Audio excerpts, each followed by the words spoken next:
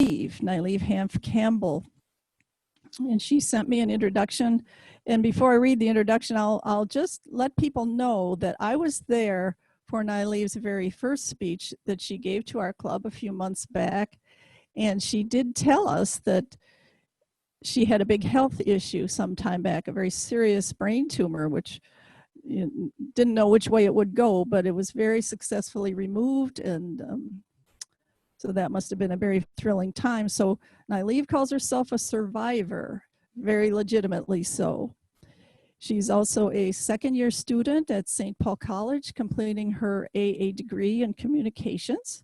She hopes to transfer over to Northwestern University in Roseville, Minnesota, to complete her BA and MA in communications and ministry. So Nyleave dreams big. She is a public figure, a justice warrior fighting against police brutality and racism. She's a mother of one and a survivor, as I said. Her speech today is from the Pathways Presentation Mastery Level 3. She's asking for 5 to 7 minutes. Her topic today is Life is Nothing But a Roller Coaster. Please welcome Nyleave.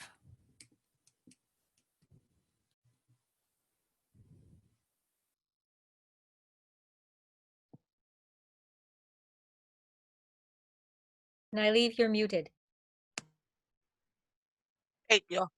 Thank you, Madam Toastmasters, fellow Toastmasters, and honored guests. Life is nothing but a roller coaster. Imagine me in college over 15 years ago. Yes, I'm that old. I changed my major multiple times. I went through traumatic life events, losing loved ones back-to-back years and even back-to-back months. I did not know what I wanted to do in life. I was so upset over things in my life that I let school slide. And then because of this, I got placed on academic suspension. I decided to use this time to figure out what I really wanted to do. After I dropped out of college in 2008, I had various jobs from fast foods to retail and even office jobs. I hated them.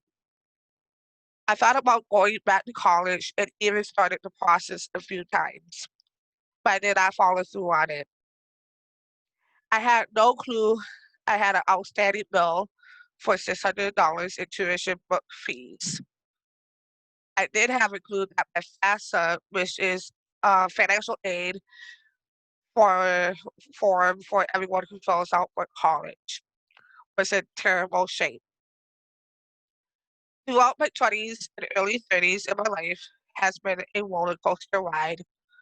I continue to lose people that I love. I went through emotional waves of pain and grief. And I was also fighting myself like any 20-something person would do. I dabbled in Wiccan, which is witchcraft, and I even started church hopping, trying to find the one that spoke to me spiritually. I am what you call an eclectic spiritual person. I pull from all traditions and I use it in the best way to fit my spiritual needs. And I had deep spiritual needs. In 3 years, I had lost over 10 people in my life, aunts, uncles, cousins, and friends. It was emotional draining. I used this time to write about it and to write poetry. Poetry seems to be my niche at this time. I was very good at it, at least writing it. 8 years ago, I met my cousin for the first time. She brought me to her church, Emmanuel Christian Center in Spring Lake Park. I like it, and this jump-started my new spiritual walk with Jesus, God, and the creator of life. I got very involved with the young adult program. I started going there twice a week, one on Wednesday nights and Sunday mornings. It was a long bus ride from my home in St. Paul, but the people there was very open and welcoming. I had some up and downs with folks, but that was natural.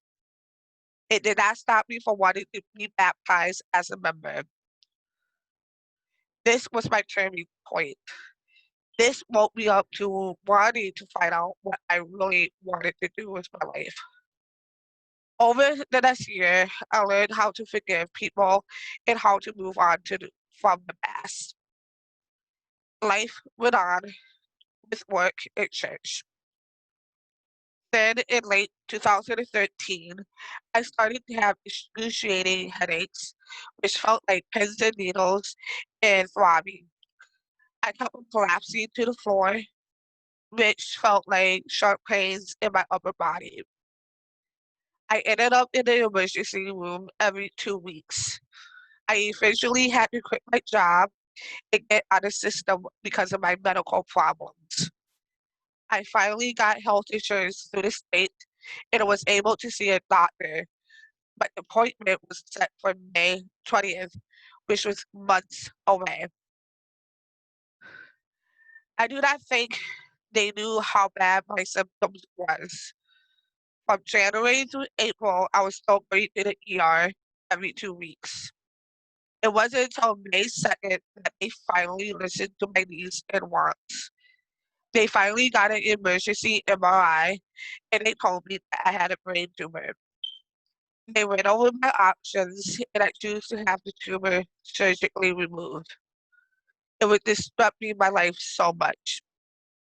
On May 6th, during my pre-op on the day of the surgery, the nurse leaned over to whisper to me that I am pregnant. That was another life changer. They gave me new options and I choose to keep my child and get rid of the tumor. My son Ethan is now 5 years old. I am now tumor free and have been tumor free for over 6 years and counting.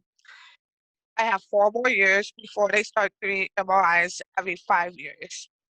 The moral of my story is no matter what is going on in your life, you have to keep on moving forward. You have to prove to yourself and others that you want to be there. My favorite quote is by me. If I could beat a brain tumor, what makes you think I'm going to let life beat me? This quote stands true even through today. I have overcome more challenges than most people I know. I still have many ups and downs since the tumors was removed. It wasn't until recently that I officially started my college career again, and this time I will complete my associate degree and move on to my BA and MA. I want to show my son and you that no matter what goes on in your life, there's always time to go back to finish something you started. Thank you, Madam Toastmasters, fellow guests, and golf.